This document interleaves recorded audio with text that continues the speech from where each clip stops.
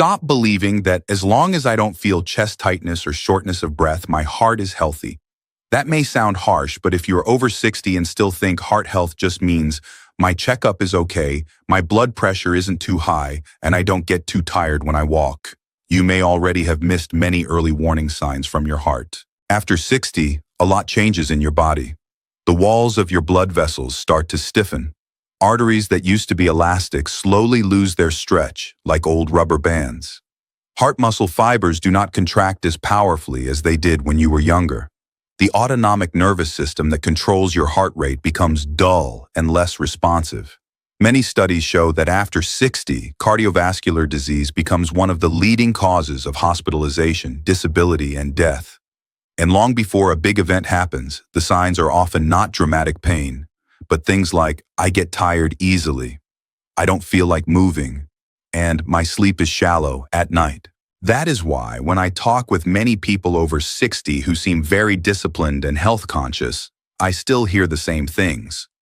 I get a full checkup every year, I do ECG, ultrasound, blood pressure, all looks okay, but I still get out of breath going up a hill. My heart races when I get stressed.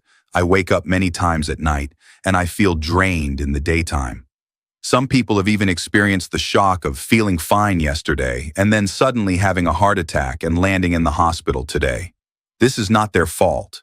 It is the result of us being misled by a very simplified idea for years, believing that heart health is just about test results and taking medicine on time, while ignoring what the heart actually needs every single day, which is regular, moderate, rhythmic stimulation and a whole lifestyle that lightens its load, reduces its stress, and maintains the elasticity of the vessels. Walking, medication, and checkups are all important. But for you after 60, relying only on occasional strolls, taking pills on schedule, and one blood test a year is far from enough. What your heart needs now is smarter, more targeted protection, the kind of daily habits that gently tell it, I am still taking care of you. Next, I will share 4 specific everyday practices to help you really understand why, after 60, your heart matters even more than it did when you were young, and what you can do each day to give it just the right amount of support without overloading it. These 4 heart protection actions are inspired in part by Japanese cardiac rehab and longevity communities. They do not require a gym or special equipment, only a little time each day and your willingness to follow through. The first action is to upgrade your casual, unconscious walking into true, heart-focused, brisk walking. In Japanese cardiac rehab centers, there is a very common form of training, walking at a pace where you are slightly out of breath but still able to talk. They do not tell older adults to run. Instead, they encourage a pace that is a bit faster than a slow stroll, so that your heart rate rises gently and your heart works like it is doing light training. On the surface, this brisk walking just looks like slightly longer steps and a slightly faster rhythm. But for you after 60, it is much more than walking a bit more. It is actually a test of how young your heart still is. Whether you can walk for 10 to 15 minutes at a pace that is faster than usual, without gasping for air or feeling chest tightness, tells you a lot about how much blood your heart can pump with each beat and how well your blood vessels can still expand and contract.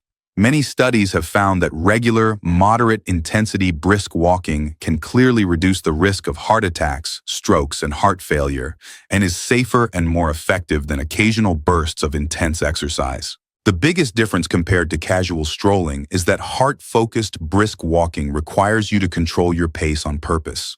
You are not walking while staring at your phone or stopping all the time. Instead, you choose a relatively flat, safe route and start with 1 or 2 minutes of slow warm-up. Then you move into a pace where you can still say short sentences but do not really feel like talking much. Your heart beats a bit faster than normal, your breathing is a bit deeper, but you are not breathless, and there is no chest pressure. In that process, your heart is doing rhythmic, controlled, repetitive, light load training. Every contraction has a chance to send more blood out to your limbs. Every relaxation phase gives your coronary arteries a chance to receive a bit more oxygen. Over time, this kind of training can make your heart muscle stronger, keep the cells lining your blood vessels active, and help your blood pressure stay steadier and your cholesterol easier to manage. In many long-lived Japanese towns, older residents take these 10 to 20 minutes very seriously. Some people purposely walk a heart route after meals by taking a slightly longer loop.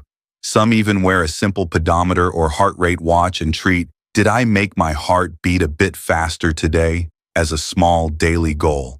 They know this isn't about weight loss and not about racking up step counts. It is a gentle training session reserved especially for the heart. When you gradually go from "I want to stop after a few steps" to "I can handle a short brisk walk without feeling awful," you will clearly feel that the heart in your chest is not as fragile as you feared. You can tell yourself, "My heart can still keep up with a bit of pace. I can actively protect it instead of waiting for problems and only reacting when things go wrong." The second action is to use leg strength and simple circulation pump practice to take some work off your heart. Many people focus only on the heart and forget that the leg muscles are actually your second heart. Every time your calves, quadriceps, and glutes contract, they act like hands squeezing a hose, pushing venous blood back up from your legs to your heart. That helps ease the return load on the heart and makes circulation smoother. A very practical practice, suitable for people over 60, is a slightly adjusted version of the chair sit-to-stand exercise we talked about earlier, using it as a circulation booster for the heart. You do not need a lot of repetitions and you do not need to move fast. What matters is doing it a bit slower and a bit more controlled. So each time you stand up and sit down becomes a gentle blood accelerator. You choose a sturdy chair without wheels and sit on the front third of the seat. Place your feet slightly apart, hip width, with the whole sole firmly on the floor. Your hands can rest lightly on your thighs or cross over your chest. Lean your torso slightly forward until you feel your thighs start to work. Then push through both legs to slowly stand up until you are fully upright. After that, control your descent and sit back down softly instead of collapsing onto the seat. This simple up and down motion may not look like much, but for your heart, each contraction of your thighs and glutes is helping to push blood up from your legs, shaking up the blood pool in the veins so your heart does not have to work as hard against gravity. Doing this kind of strength plus circulation training regularly not only makes it easier to rise from a chair, but can also reduce leg swelling, lower the risk of clots from long periods of sitting, and indirectly protect your heart and brain. In Japan, cardiac rehab programs rarely tell patients to just lie in bed and rest. Instead, they gradually add sit-to-stand drills, short walks, and light lower body strengthening. They know that simply letting the heart rest is not enough for real recovery. You have to bring the whole network of muscle pumps back into action so the heart is not working alone. When you progress from "I feel dizzy and weak every time I stand up" to "I can stand up steadily a few times and my heart rate calms down reasonably fast," you will realize that protecting your heart is not only about lying still and taking pills. It is about using your whole muscular system to share some of the load so your blood can move through your body more easily. The third action is to use deliberate heart rate slowing breathing practice to help your heart step out of chronic tension. After 60, many people's hearts are not damaged by one huge emotional blow, but by living in a state of slight but constant stress. Sleep becomes shallow. Worries accumulate. On the surface, you may be sitting still, but your sympathetic nervous system is quietly overactive all day. Your heart rate stays high. Your blood pressure tends to be elevated, and your heart muscle rarely gets true rest. In many Japanese cardiac rehab and stress management programs, there is a strong focus on simple, slow breathing training. You breathe with your diaphragm. Slow your breathing down from the usual 12 to 18 breaths per minute to around 6 to 8, and let your heart follow that rhythm, with the vagus nerve gradually taking the lead again. You can sit in a quiet place where you will not be disturbed. Let your back rest lightly against a chair or wall. Put both feet flat on the floor and relax your shoulders. Place one hand on your chest and the other on your belly. Inhale slowly through your nose while counting to 4 or 5, feeling your belly gently rise rather than your shoulders lifting. Then exhale slowly for a count of 6 or 7 through your nose or gently through your mouth, feeling your abdomen fall. You do not need to suck in a huge amount of air or hold your breath. The goal is a smooth, gentle flow with longer and deeper breaths that have a calm rhythm. Many studies show that this type of slow, rhythmic breathing can lower heart rate, help blood pressure drop, and improve heart rate variability in a short time, so the heart no longer feels like it is clamped in a tight fist, but can finally relax a little. More than a breathing exercise, this is a signal that tells your heart, you can take a break now. When your nervous system receives this stable, slow breathing rhythm, it gradually shifts out of fight or flight mode and back into repair and recovery mode. For many people over 60 who are used to worrying about their children, family, and daily life, these few minutes may be the only time in the day that truly belongs to them and their heart. In Japan, some older adults schedule this breathing practice before bed, after a walk, or right after an argument or stressful moment.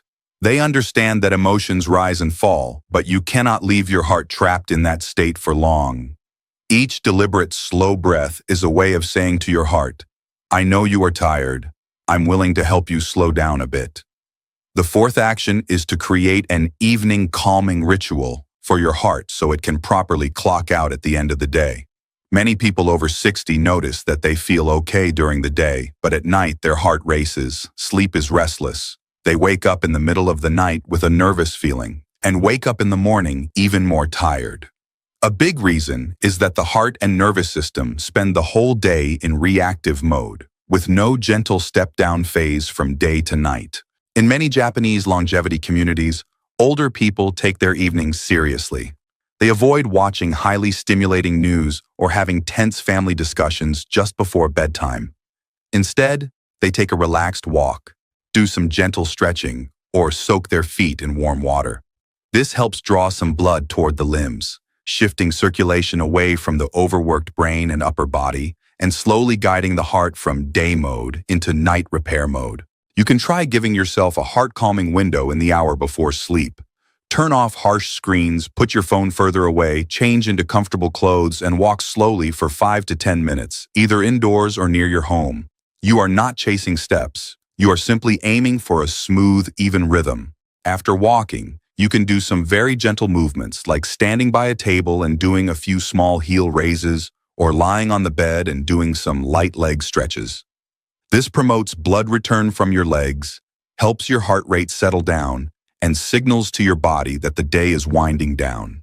If you like, you can combine this with the slow breathing practice you just learned. A few rounds of deep, slow in-breath and even longer out-breath can help you release the tension that accumulated during the day. You may find that once you intentionally build this closing ritual for your heart, you fall asleep faster, wake less often at night, and feel less morning heaviness and tightness in your chest. For your heart, this evening ritual is like a daily permission slip to rest. It tells the heart that the main tasks of the day are done, and it can lower its guard and enter repair mode. Sticking to this rhythm over time is very important for reducing nighttime blood pressure spikes, episodes of arrhythmia, and the risk of heart events in the early morning hours. In Japan, many long-lived elders treat these simple habits as their daily homework for staying alive and well. They understand that real heart care is not about going to the hospital once in a while. It is about not making life unnecessarily hard for the heart in the small, invisible parts of daily life. Before you change anything related to your heart, especially if you plan to increase your activity level, adjust medication timing, or you already have diagnosed heart disease, it is very important to follow your doctor's advice. The actions described above are designed for most people over 60 with relatively stable conditions. That does not mean they fit everyone. If you have obvious chest pain or tightness, heavy sweating with light activity, nighttime attacks of breathlessness, serious arrhythmias, or a clear diagnosis of heart failure, or if you have recently had a heart attack, stent placement, or bypass surgery, you should talk in detail with your cardiologist or rehab doctor before making changes. For most others, a few simple but crucial rules can help you protect your heart more safely and effectively. First, start any new habit or exercise in tiny doses. Heart-focused brisk walking can start with 3 to 5 minutes. Chair sit to stand can start with 2 or 3 repetitions. Breathing practice can start with 1 or 2 minutes. The evening calming window can begin with simply turning off screens 10 minutes earlier. Jumping in with a big push is not kindness to your heart. It is throwing it a challenge it may not handle. Second, instead of chasing more and harder, focus on steady and consistent. What truly protects your heart is not a big workout once a week, but small actions you can do every day. Even if you only add a short stretch of true rhythmic walking, a few sets of slow breathing, or a few careful sit-to-stand repetitions, as long as you keep going, your heart will feel the difference. Third, learn to recognize your heart's red light signals. Mild breathlessness and moderate increases in heart rate are acceptable. Crushing chest pain, pain that radiates to your jaw or left arm, severe breathlessness, cold sweat, blacking out, or a heart rate that refuses to settle long after you stop moving are not normal reactions. They are warnings that you must stop immediately and seek medical evaluation. Fourth, use peace of mind as one of your criteria for whether a habit is suitable. Any practice that leaves you feeling nervous, fearful, and constantly worried something bad might happen is not a good long-term strategy for heart protection. Good habits may ask your body to work a little, but your mind should become calmer, not more anxious. After 60, the most important thing you can do for your heart is not to challenge your limits, but to lighten its workload bit by bit through your daily choices so it can keep going with a smoother rhythm. The 4 actions you have just learned: upgraded brisk walking for the heart, chair sit to stand as a circulation booster, slow breathing to reduce heart rate, and an evening calming ritual may not look dramatic. But in the next years or even decades, they could decide whether you are constantly rushing to catch up with illness or living with enough strength and time on your side. These actions challenge not only your willingness to move your body, but also your mindset. Your heart is not a part you can just swap out when it wears down. It is an old companion that has been working non-stop for you since the day you were born. Whether you keep overdrawing it or finally learn to give it breaks and share its workload is a question no one can avoid after 60. In Japanese longevity culture, people often say, you should give yourself a reason to get out of bed in the morning. For many older adults, today I can still go out on my own, take a walk, breathe the air, and my heart can keep up with my steps, is one of the simplest and most powerful reasons. Those breathing practices, slow walks, and small exercises that seem vague on the surface are quietly building a safety margin for your heart. No matter whether you already have concerns about your cardiovascular health or simply fear collapsing one day without warning, you do not need to blame yourself or panic. You can always start with the smallest possible action. You can start today by adding a few minutes of true, rhythmic, brisk walking. You can start tonight by turning off your screens and taking 2 minutes to breathe slowly. You can start tomorrow morning by doing a few deliberate chair sit-to-stand repetitions. You do not need to adopt all 4 actions at once, and you do not need to become the perfect heart health person overnight. All you need to do is make sure that tomorrow you do a little more for your heart than you did today. Even if it is just a short walk, a short breathing session, or a short moment of calm, it will leave traces in your heart muscle and blood vessels. I also invite you, after you begin making these small changes, to share in the comments which action you chose to start with and how you feel after a while. For others, your words might be a useful reference. For you, they are proof that you are not just waiting for your heart to fail, but actively doing something to care for it. Before you leave, I hope you will keep paying a bit more attention to this heart. On my channel homepage, you will find more content specifically for people over 60 about heart health, blood pressure, and circulation. All of it is designed to extend the time your heart can beat steadily in the simplest possible ways. These ideas are not flashy or dramatic, but they are solid and might be exactly what your body has been waiting for. Remember, you do not need to move fast, and you do not need to be perfect. You only need to be willing to treat your heart a little better. If no one has seriously told you this today, let me say it now.